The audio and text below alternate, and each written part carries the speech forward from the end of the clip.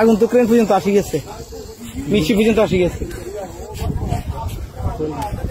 হ্যাঁ হ্যাঁ হ্যাঁ হ্যাঁ, একটা বোট তো আসতেছে না, কেমনি কি করবো?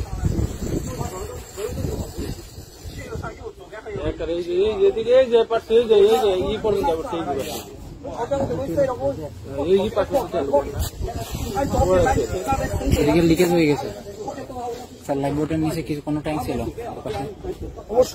কারণ ওটাতে প্রচুর লিক করতেছে, সাউন্ড প্রচুর।